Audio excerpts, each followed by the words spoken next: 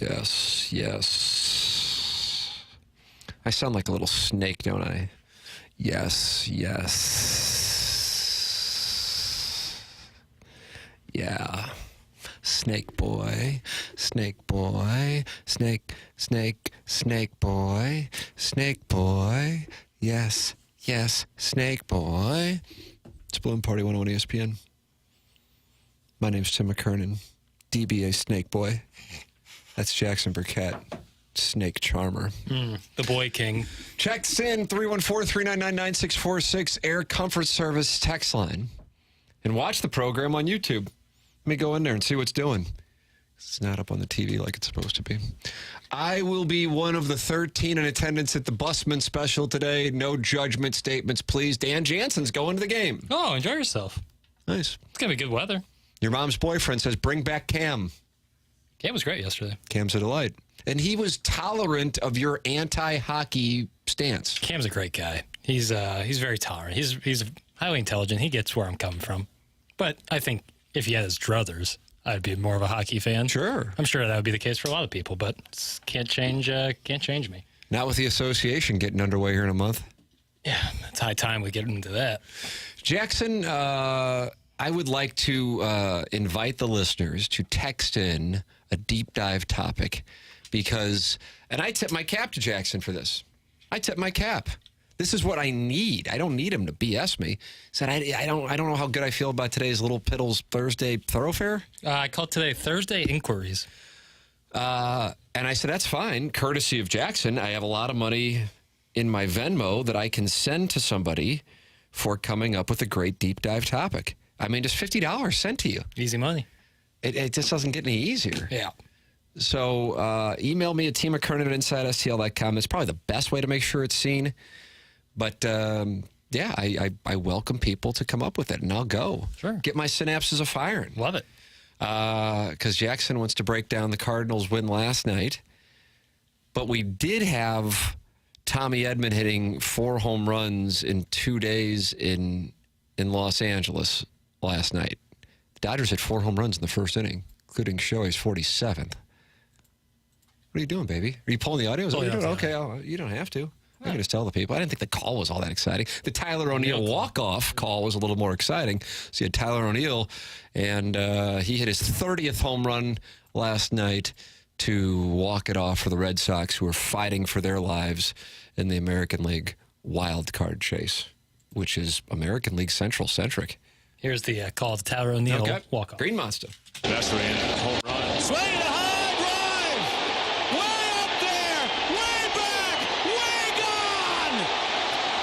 The Red Sox walk it off at Fenway! T.O. with an absolute moonshot! Number 30! And the Sox take the series against Baltimore!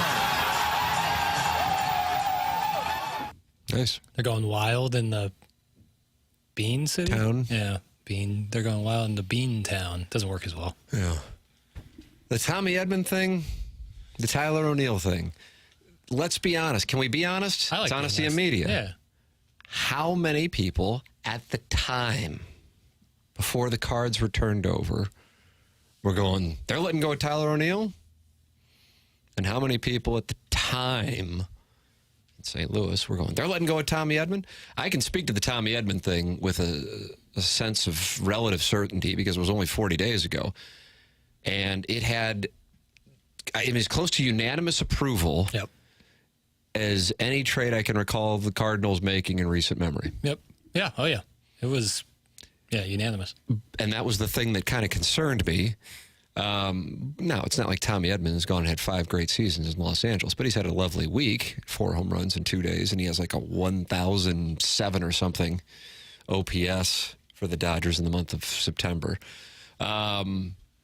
But the Cardinals flopping around. Eric Fetty has not been great. No. And Tommy Edman is going to go become the Giants' Edgar Renteria World Series MVP. And then you have Tyler O'Neill, who I don't think too many people at the time were going, how are they letting him go? Right.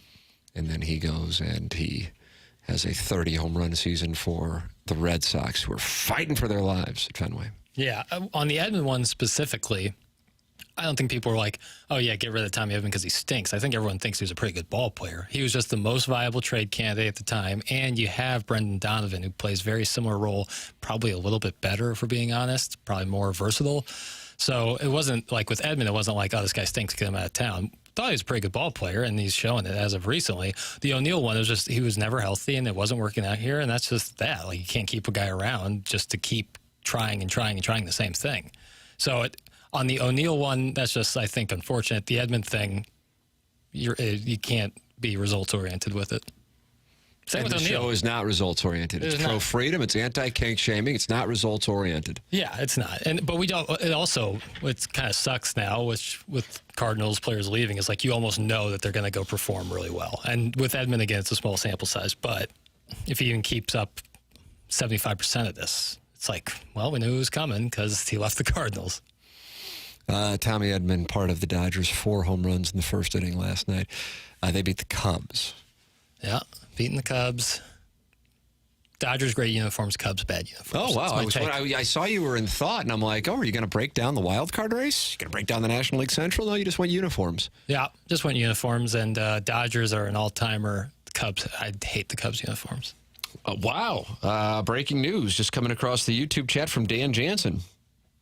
Jackson, I have a ticket for you today if you are inclined to mend some fences. Would you like to go to the Cardinals and Reds Busman Special with your YouTube chat nemesis, Dan Jansen? That's a lovely offer, and I always love an olive branch. I cannot make it to the game today. You ball striking at St. Louis today? No, I got work to do, but I appreciate that. That's very kind of him. But day baseball game I cannot make it to, unfortunately, today. But once again, wonderful offer. I'm sure I would like Dan Jansen if I met the guy. Look at you. Yeah. You're a special spirit. You have to think, like, put yourself in my shoes. Like, I'm just hearing names of people on the YouTube chat or a text inbox. Like, I don't know. I have no idea who these people are. The tickets are in the stadium, Chloe says. Where they could be on home plate. I can't go to the game today, but I appreciate it. But we're getting some good deep dive suggestions in here. Somebody might get $50 in the Venmo shortly. Not bad. I like Good. that. Glad to hear that. Yeah. I mean, I got some stuff, but it's not great. Yeah, and I like that. Now, some might say you got to be better. It's tough. Yeah, it is tough. It's tough. I was in a bad way this morning, too. I had to take What's the problem? What's going on? I had to take some Benadryl for the first time in a long time, some antihistamine. What's going on? Oh, my nose was running like a faucet. You sick? No. See, I feel a little sick. Yeah. I got a son who just started school last week. Mm-hmm. Parents know this program. The kids go to school, especially when they're super young, and they're just sharing germs. Amen. Yeah. And then they bring it home. That's right. Parents get it, whole nine. Yeah, no, I get that. I was just had a runny nose this morning, I would say, but it was like the... What about your sore throat? Do you have a sore throat? No. Nope. No other symptoms outside of that. So I have a sore throat. I figured it was allergies, and I didn't take my allergy medication, so I was like, all right, I'll take some Benadryl. Oh, you have to take allergy medication every day? Flonase. You take it every day? Yeah, I give it a squirt or two every day. Yeah. Really? Yeah, dust really gets me. Maybe some tree pollen. I don't know. All I know is it hits me sometimes, and so I had to take some Benadryl. So I was a little drowsy, but then we got, just black coffee funneled into my mouth. Now I'm good. Now you're ready to go. Yeah, I'm loose. All right, Jackson is feeling better. I am feeling ill. But the thing about this show is we are champions. Resilient. And that's what we will do. We will pursue a championship here over the next 46 minutes. It is Balloon Party on 101 ESPN.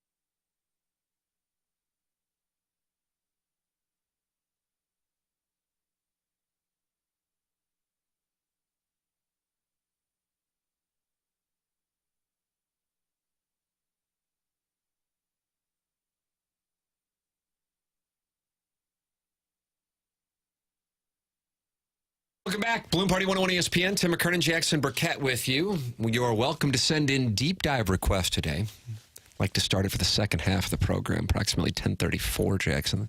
Sounds good to me. Thank you. Team McKernan on InsideSTL.com would be the guaranteed way I would see it. Yeah. But we got hell of a lot of them in the Air Comfort Service text line, 314-399-9646. Your time, you produce the show for the second half, and then you get $50 via your Venmo. Yep. I mean, what a deal. Square deal if I've ever heard Square one. deal. Square deal. Jackson, you feel like you have 3 good questions today, so let's see what we got. Yeah, definitely this one. How do you think teams best evaluate windows, and when is the time to strike and when is the time to hang back and better prepare for a new window? Is the idea of the window never closing sustainable? Uh,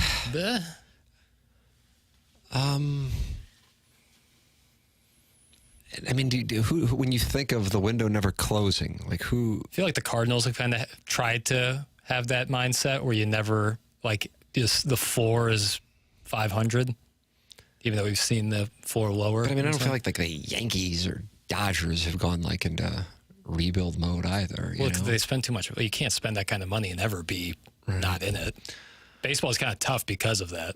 So the question is, what do I think about the window? Yeah, the Blues are in a weird spot because Binner's 31. Oh, you Binnered him. Look at you. You are a hockey guy. You're a puckman. No, I'm a puckman. But Binnington is 30, which for a goalie isn't necessarily super old, but still on the other side of 30. But you also have a bunch of young guys, a bunch of first-round picks.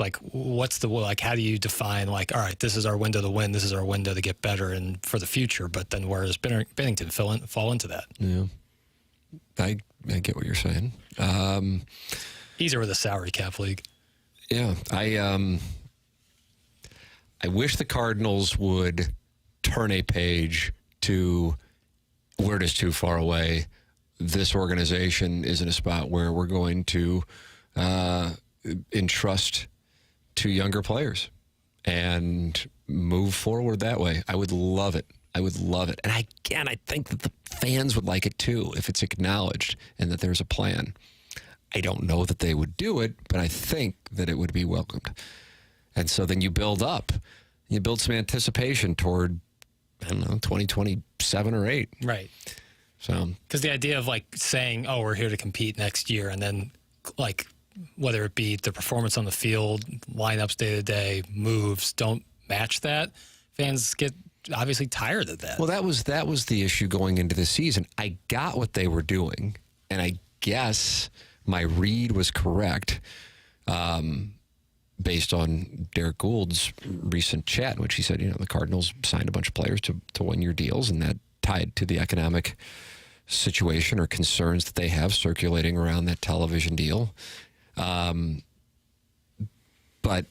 as far as thinking that was going to mean great baseball, I didn't think that. Yeah, right. Thought it was going to be an 80, whatever the hell I said, 82 to 85 win team, which can get you in the wild card. I think the Diamondbacks won 84 last year. Mm-hmm. You win a pennant. It's great. Now, I can't imagine. I'm curious, for those who aren't necessarily thinking about the business side of the business of the Cardinals right now, and thinking about those, from my standpoint, facts that are going to be a huge issue for how they handle this offseason. What are you thinking there? What are you wanting them to do this offseason? Because you are stuck with some deals that are going to be a little rough, but you do have money coming off the books.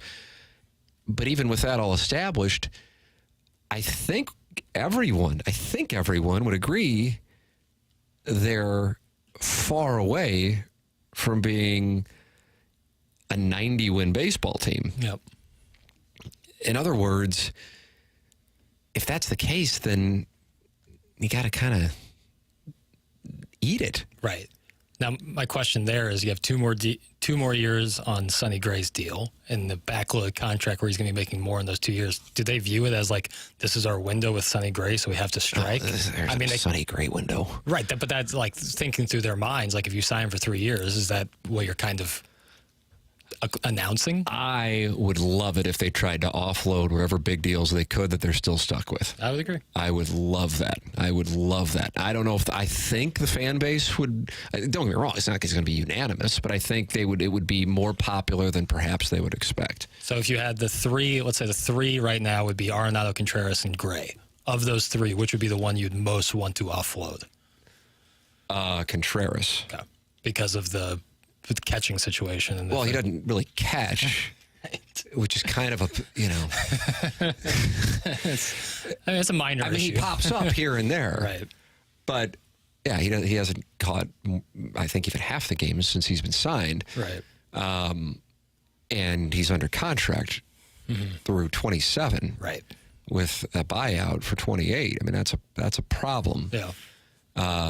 But, it's not like Arenado is trending. Sure. But it's not, to me, it's not even about this one's the war. It's just, it isn't happening. And that, Randy Karraker, we're on at the same time doing TMA's opening drive, so maybe he talks about it or listeners talk about it all the time. I have no idea. But Randy Karraker deserves a hell of a lot of credit for what his response was literally the morning after the Sonny Gray signing. And it wasn't anti-Sonny Gray so much as, well, Sonny Gray doesn't make you whatever it was, a 90-plus win team. So if you're going to be mediocre, then why not just... Yeah, why spend the money? Right.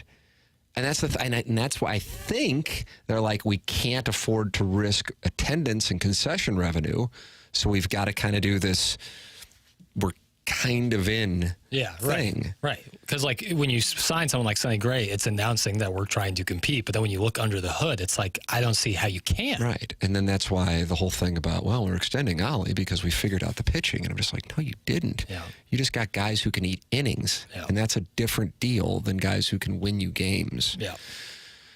Not to speak of the offensive issues, which now will have to be tended to. It's just too far away. Right. It's totally. From my standpoint, but the Bill DeWitt era has never been a rebuild era. Never. There hasn't been a year of it. Yep. There hasn't been a year of it. And that's why I would love to see, and again, it's not like, oh, we're just going to tank. No. You do have some young players who just need the time to see if you can get it right. Yeah. But either way, unload those dollars. That's what I would like to see. And I don't know, maybe people were totally against that. I think Cardinal fans would be on board with it. I kind of lived through it, and I'm sure plenty of people listening lived through it in the early 1990s. You had Langford, Gilkey, Zeal, Brian Jordan. I feel like I'm leaving a couple out. And it's not like those teams were great, but you felt like, okay, here you go. Here's the next generation. You were closing the book on the Vince Coleman, Willie McGee, 1980s era. Ozzie Smith was still there. They weren't going to mess with that. And then it did set the stage for the team to have a run in 1996 and, get a win away from the World Series. So that's where I am. Because I look at it and I go, it's not like they're two free agent signings away from. No, that's the thing and they're likely not going to do anything this offseason because of that. And I think people are going to be really upset, but that's probably the right move. It's probably the right move to not attach any more dollars to anybody. You say that, but I don't think fans in volumes think that. Right. Well, I know. I get that. I think it's going to be very unpopular if they don't do anything. However, I think it's the prudent move. But they also, so let's say they don't bring Lynn and Gibson back. Well, they're going to need to bring back Lynn and Gibson. That's going to be... Okay, so then, all right. Well, either way, I'm saying it's so damned if you do, damned if you don't, in the sense of it's a real mess. And you gotta tend to it as opposed to continue to it's like racking up credit card debt. It's like at some point you gotta change this. Yeah. Your thoughts are welcome. 314-399-9646 Air Comfort Service text line, YouTube chat, 111 Friends of the Feather talking it over. And you can get involved. New dist? Yeah, it looks like new disc. Okay, says they literally had the upper deck blocked off at the stadium last night. Oh, like a Marlins game in the 90s? Yeah, I can imagine. Is that right? Well, they probably don't have anyone staffed up there. Right. I'd have to imagine. So, the number is so sparse. I was watching the game last night. I was like, and it's a boring game. As a pitcher's duel, but it was more people just weren't hitting. I thought you were watching the VMAs. I was not. Watching a little Cardinal baseball. Look at you. Wow. You weren't playing like Missouri on Gradually. NCAA college I football? eventually got to that point. Nice. Who'd you play? Oklahoma at home? I'm Was it doing a night game? Road Were to they wearing Glory. gold pants? I was doing a Road to Glory with Oregon, and What's Road to Glory? it's where you like create a player and play only as that player. That's junior running back trying to get 2,000 yards. Young Barry Sanders. How are you doing? Crushing it. 40 carries a game. Are you on the highest level of competition? Tote that rock. All American. Not Heisman, but all American. Nice. Tote the rock. That's what I say. Give me the rock. Do you call the plays to get... I audible if they call pass play. Run up the gut, baby. That's all you do. Yeah, it's but on the road. What's your girlfriend think of this? Yeah. She puts up with it. Let's say that. She puts. But it's not like a turn on. No. But if I win, I am like a big champion. Like I put a stogie in like Joe Burrow. I'm really a young Ed Orgeron. Wow. Well, some parts of Ed Orgeron. Callus Coita says, I can confirm Top Deck went to the game the day before yesterday. And besides the AB patio, all vendors were closed on the upper deck concourse. So it makes sense they completely locked it down. Yeah, Callus Coita does make sense. I looked at tickets today, Tim, $1. $1 for a busman special. $1, $4 for like pretty premium seats. So if you want to go. For $4, you get a premium seat? Well, that's before, The fees? Yeah. We're probably so closer to 20. New Disc says no. They had trash cans blocking all the stairs to the seats on the upper deck, and even concession stand on the terrace was closed. That's from New Disc. Yeah, but like, can you blame fans for not wanting to go? I mean, I think it's just an observation that it has gotten to this point. Right. Oh yeah, I'm with it. And therefore, I just don't know how they just run out the same offense. Right. I think Cardinal fans are yearning to love the organization, and they just want to hear them go, it hasn't been good, and we know it. Yeah. And we're making these changes. But it's not going to be fixed overnight. Yeah. So buy in that our commitment is at the utmost level, and we will not sleep until we get this right. But that doesn't mean it's going to happen in 2025. The process, though, begins today. And I think people would be all over that. Yep. Some would be like, you have 3 million fans, spend the money. You're a billionaire, spend the money. But I think it would have a hell of a lot more equity than whatever is going on right now. And I really don't know how to define it other than whatever is going on right now. All right, 10:30 in St. Louis. We'll take a break, come back with the second half of Balloon Party. Your deep dive requests. We'll see which one gets the $50. That's next here on Balloon Party 101 ESPN.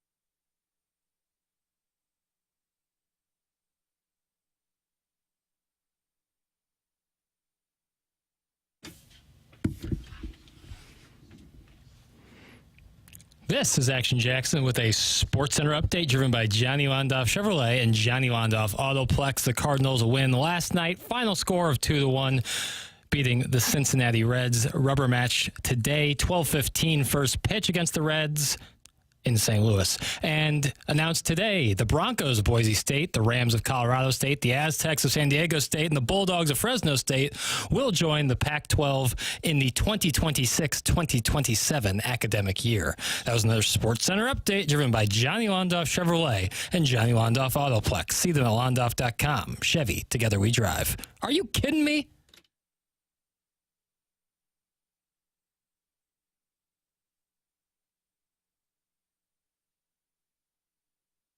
Party team, Tim McKernan and Jackson Burkett with you. Did I jump on you there? Did I jump on the? Did I clip? Was it clipped? Was it clipped? If we were, if this was like, if you were on the defensive line, you might get. You think I would have got flagged? Yeah, it'd be a free play. Aaron Rodgers throw it downfield. Yeah, throw it downfield, touchdown all day long. All right, and in van too. It's Balloon Party. Tim McKernan and Jackson Burkett with you here. It is funny. It is funny. It's very funny. All right, so we don't kink shame. We're pro freedom. We're honesty in media. You know what else we are? Pro-democracy. That's right. I've got what I think, and tip of the cap to the audience for the number of deep dives, both via email and the Air Comfort Service text line. Email TMcKernan at InsideSTL.com. I've got what I think is a really good Cardinal question. All right. And I got what I think is a really good Missouri football question. And between now at 10:37, it just struck 10:37, brother. Between now and 10:39, we will tabulate the votes for what the people want. Because I still, as much as I love talking Missouri football, there's still a part of me that's like, we're getting into me talking about golf or poker. And while I like it, I don't want to force my hobbies on others. But maybe, Jackson, so text in, what do you want? You can just text Cardinals or Missouri, and I'll see it, and we'll be able to calculate on them. It's a Gallup poll, 314-399-9646. Either way, you're getting one of them, okay? Yeah. 314-399-9646. But there's just in the back of my mind, I'm still like, the Missouri football thing, it's niche. I don't know. The golf thing's niche. The poker thing's niche. The Cardinals, all-encompassing. We're casting a wider net. In a vacuum, yes, but when they're the number 6 team in the nation going up against another ranked team and this I weekend. don't know. My answer would be Missouri. But this isn't my show. This is the Jackson Burkett Balloon Party. There's been 9 texts and all Cardinals except 1. Now that's I'm sorry, all Mizzou. Missouri. That's what I meant to say, all Mizzou. I saw the Cardinal text and Freudian There are slipped. Cardinals. A lot of Cardinals, though, too. You see what I'm saying? Now you see it. It looks like it's about 7-3, now 7-4. Live counting here. Yeah, 7-5. Score came over 7-5, 7-8, 7-6. Hartford just scored a goal. 7-6. It's now 5-3 Nordiques. So why are they all coming in? Like it's like it was all Mizzou and now it's all Cardinals. Now Jackson's mad. See what now I'm saying? 8-8 or 8-8 split decision. Now we're up to 9. Philip Gallagher wants me to talk SLU basketball. Cream Abdul-Jabbar. 10-8 Missouri up. Hunter says at least half your audience doesn't care about Missouri football. It's Hunter in the YouTube chat. The Hunter. What's he basing that off of? Well, I mean, I asked for feedback, and now you're going to chastise those giving Hunter feedback? can speak to what Hunter likes, but he can't say with certainty How do you know that Hunter's not a consultant? That's fair. Thank you. What do you know about exposure, Hunter? I got to tell you, I thought I'd be able to glance at it, and I know immediately, and it looks like it's 50-50. It's pretty split. Total cluster. Absolute cluster. And then you go, well, Tim, do both of them. Denzel Washington, Jesus Shuttlesworth, Chasey Lane, and Jill Kelly. He got game. 98? 98? I don't think it was. I think, you know what? It might have been 98. He got game. Well, here's the reason why I can't do both 98. of them. Because I'm allocating $50. Right. I allocate $100. We got a budget here. This isn't Ladue where we go, we doubled the budget? Fine, spend it. The trust fund's liquid. Can't do it. I vote ZOU. Boy, it's overwhelming, Missouri. What's going on? Half your audience doesn't give a flying crap about Missouri football. Is that Hunter again? Well, Missouri football is number 6 in the nation. The Cardinals are a dying star at the moment. I mean, so even if you don't care about Missouri football, you have to admit that they're because this is St. Louis. That's from Hunter. Yeah, we are St. Louis, Hunter. What a great excuse. I think I'm becoming a Hunter lemming. I wonder if Hunter's Grape Ape Auto Detailing. Hunter might take Dan Jansen's spot. I'm not liking the cut of his jib. Not liking the cut of his jib. I From the 309, Tim, Randy alluded to this at the end of the opening drive, but with Herrera catching, how many stolen bases do the Reds have today? Ooh, that might, I got to tell you, that just activated me. Who's pitching? I'm crowdsourcing. Sonny Gray. Because if De La Cruz gets on first, that's actually probably a prop bet. Yeah, 100%. I might have to. Probably 1.5 would be set the number at. What that was, the 309 sent that in. I might owe you some money. Maybe that's how I can make up for having to Venmo out $100. All right, now at this point, we only have an hour, and I'm just sitting here debating which one I should go to. It looks like Missouri has won about 2 out of 3 texts. That's my... Yeah. All right, here's the question. And then I don't know if this one was via email or not. Oh, yeah, here we go. Do you think... It's from Dave Duncan, not the one who just went into the Cardinal Hall of Fame, but a different one. Do you think if Mizzou makes a run in the playoffs, Eli Drinkwitz will be poached by a blue blood? I believe he's set up for his success here, and any move to blue blood would set him back 1 to 2 years. I guess by like where he is currently in Columbia. I have said this to you off the air, but I'm happy to say it to you on the air. I will say it off the air. I will say it on the air. Thank you, President Kennedy. It is my belief that 4 months from now, the opinion of the vast majority of Missouri fans of Eli Drinkwitz will change substantially. My reasoning is the following. Either over the course of the next 10 games, it is a disappointment, or they're so successful and then he goes somewhere else. That's what I think. And you go, well, that's covering everything. And no, it's not covering everything because he could be really successful in Columbia. And as Dave Duncan asks the question, yeah, he could go to Gainesville where they've been churning through coaches like crazy. Yeah. I mean, who's had stability in Gainesville since Urban Meyer? Absolutely nobody. Yeah. They've had some randos come through there too. Jimmy Backlewade. Dan Mullen. You go quick in Gainesville. Yeah.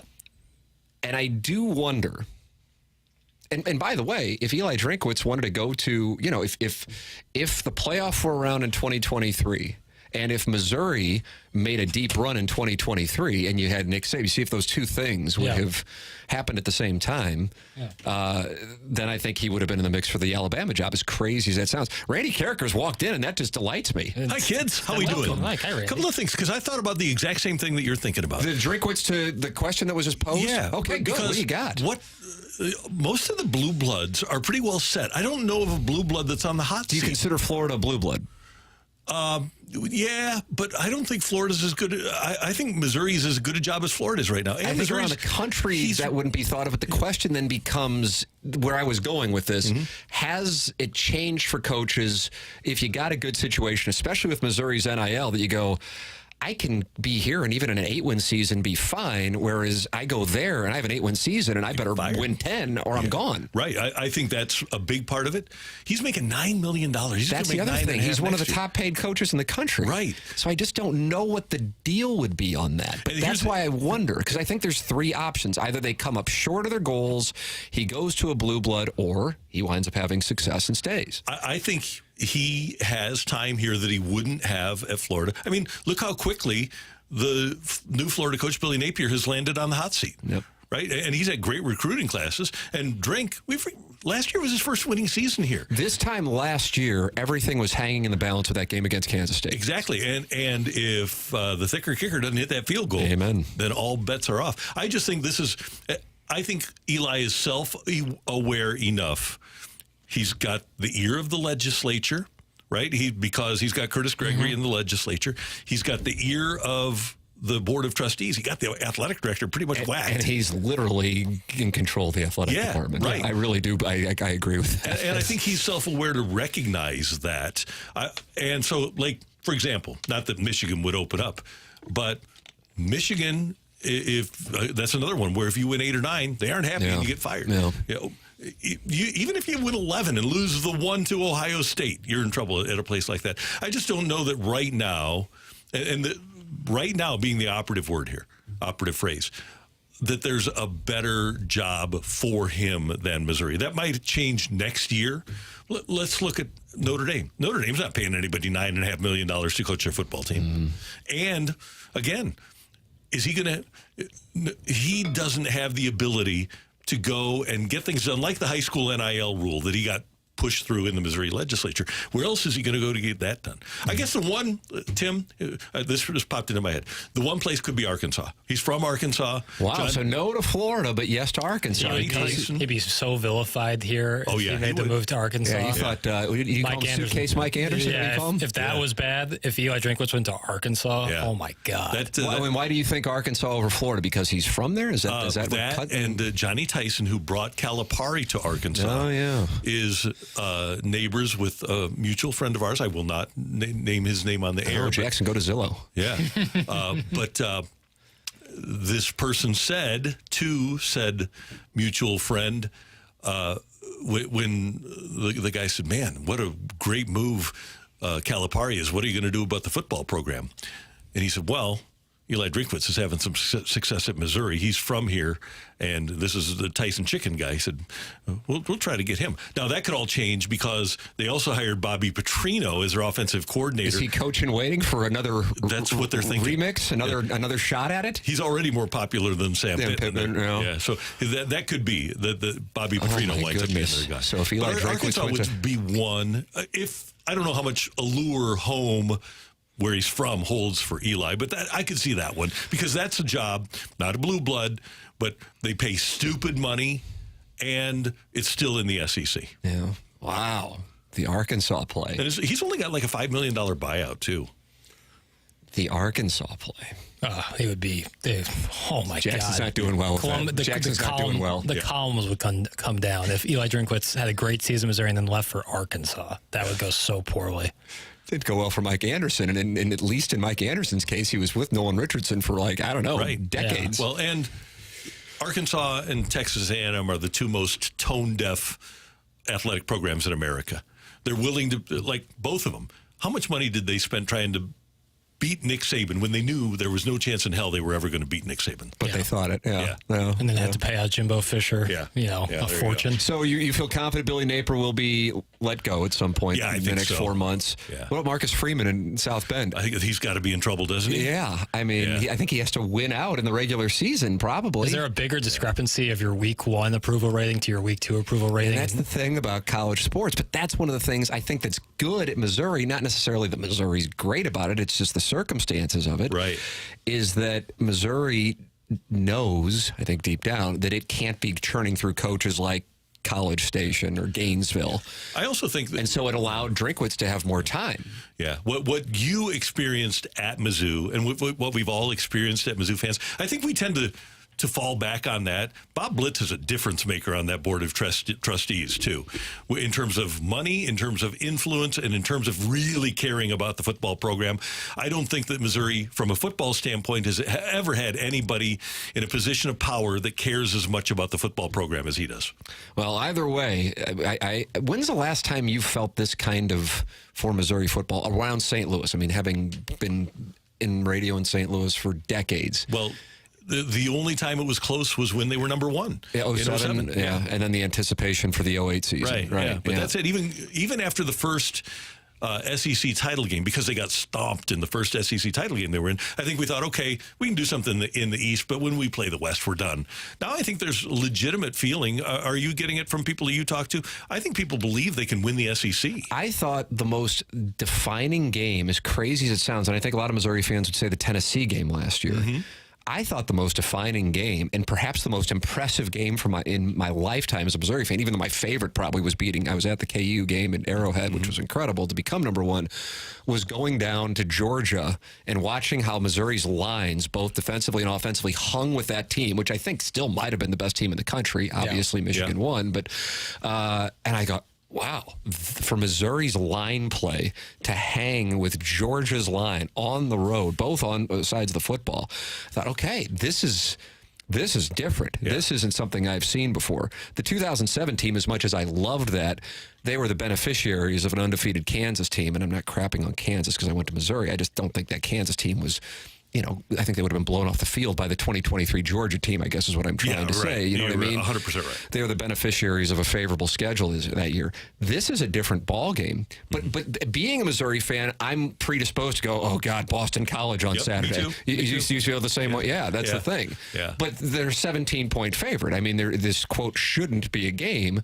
But I think for a lot of Missouri fans, we just live with the shoe's going to drop. You know? Because it always has. Yes. Yeah, that's the issue. Thank you for coming in. Hey, good to see this you. is like, I know you got to take a shower when you step out of the studio and we're in here. Great stuff. No, it's really compelling, and it's because there's more interest in Mizzou now than there ever has been, and the SEC has a lot to do with that. And every game being on national TV helps. Yeah. It's really cool. It's fun. It's the best. And it is. And I told them from January 12th of 2016 on. January 13th, I called Mizzou. Who was there? It wasn't Mike Alden. Wasn't there? Yeah, Jim he was. Stark? Yeah, I think it was Mike Alden. Or no, it was the other guy that bailed for Baylor, the AD. Mac Rhodes? Mac Rhodes. Okay, yeah. Whoever it was and I said, hey, you guys are St. Louis's football team. You need to market it that way. Yes. And they really haven't until the last couple of years. Yeah, but that's what I've noticed in this studio. I mean, on TMA, it's it's a nonsense factory. But in this studio, when we would talk Missouri football in 2022, even though I thought Missouri football made strides in 2022, just had some really brutal losses with the Auburn missed kick and fumble and the Kentucky fake punt thing, or referees calling the punt, that nobody would be engaged when we would talk Missouri football. And now I notice people are, even if they aren't, Missouri fans 2 years ago. Right. People are engaged because they're number 6 in the country. And they're selling tickets, right? And they're local kids who are, at quarterback and wide receiver. Cool. Randy, thanks for coming in. Thank you. It was fun. Thanks, Randy. That's Randy Karraker. I mean, how about that? Look at that, Jackson. That just legitimized this show. Love Randy Karraker. Yeah, how about that? Your thoughts on the topic, 314-399-9646. Oh, Jackson, you wouldn't... I saw you shudder when Randy said the Arkansas job. That would be crazy. You began to tremble. That would... You're not doing well right now. Well, I just think of how the reaction would be for Missouri fans. It was bad when Mike Anderson did it, but that was a lot to do with how it happened.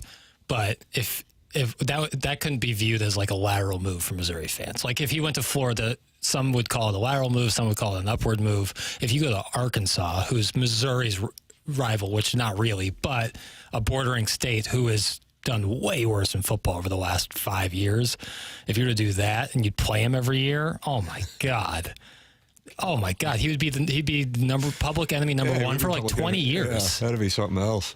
Your thoughts on it, 314-399-9646. This is Balloon Party 101 Speed.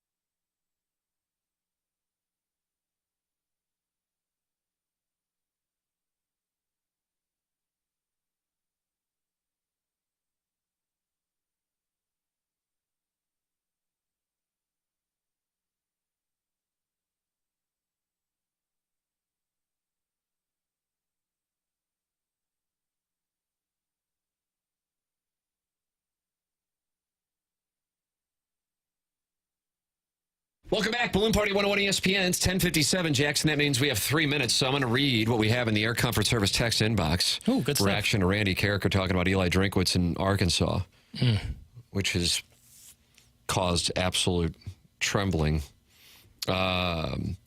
Randy coming in just made this show substantially better. Agreed. I mean, I could have texted that in. Right. Well, I'd still agree. Janet, Drink is recruiting in St. Louis. They raised the interest in Mizzou here. We have great local players, and it's about time they were recognized by Mizzou. Yeah. No, I think the Zoo the Lou thing is super real. Playing in St. Louis last year was a great idea. I think they're going to play again in St. Louis down the road. I think it's really smart. Let's see. Finally, a real sports journalist comes on 101 ESPN between 10 to 11 a.m., MF. Oh, no. That hurt. I'm a godless pervert. Right. You worship the sun. I don't think I've ever been called a journalist. No, nor have I. I would actually reject it. No. More engaged with Mizzou football than Cardinals, honestly. That's a listener voting. How about that? That's where I'm at personally. Oh, yeah, absolutely. Yeah. But if you grew up and you're not a college football fan, or you're an Illinois fan, or you went to Kansas or Indiana, or or a lot of people go to Arkansas and Ole Miss and Alabama from the St. Louis area now. I get it. Yeah, that's the thing. The Cardinals are kind of universal. Totally. So I respect that. I respect Hunter. You want to fight Hunter. Yeah, Hunter, you're just... And you just air quoted it, I noticed. I kind of blew him on. Hunter. I will say I'm very much looking forward to ILL taking on Nebraska and Lincoln. Not this weekend, but next week. I think it's a Friday night game. That's going to be a What's a banger. Friday game? Illinois at Nebraska. Is it really? Pretty sure it's a Friday night game. I heard Kerry Davis talking about it yesterday. If I'm mistaken, I apologize. But I do believe that they will be in Lincoln, Nebraska, Friday, September 20th, 7 p.m. That's going to be awesome. Yeah, that is a Jim Dandy there. Yeah. I love Nebraska being good. It's kind of like the Knicks being good in the NBA. Like, it just makes the game more fun. Same with Notre Dame. Guys, I think Drinkwitz stays or he goes to Notre Dame within the next 2 years if they can't get over the hump. Yeah, that's an interesting. I'm curious where he... Like Clemson. Yeah, that's... But they're also in a weird spot where they don't like the conference, the ACC is in a weird spot. I don't know. Yeah, I don't know why you'd go from the SEC to whatever that's going to be. It would be, if he was going to make a move, in my opinion, if he was going to make a move after Mizzou, if he has success, it would be an SEC move. Florida seems more likely. I don't know how they're feeling about Hugh Freeze down in Auburn. Isn't this his second year? Well, you lose to Cal. He was to a West Coast team. That's a big problem. Just like that. Wow. Well, remember what they did to Brian 13 Harsin? games into his tenure. You remember what they did to Harsin? Yeah, but he didn't talk with a dialect. Yeah, Hugh Freeze coached from a hospital bed, which might have been the most look at me move in human history. We'll have more look at me moves tomorrow from 10 to 11 here on Balloon Party. BK and Ferrari are up next for Jackson, Bennett, Burkett. I'm Tim McKernan. This has been Balloon Party, driven by Munganess, St. Louis Acura, Munganess, Burkett, Alton Toyota on 101 ESPN.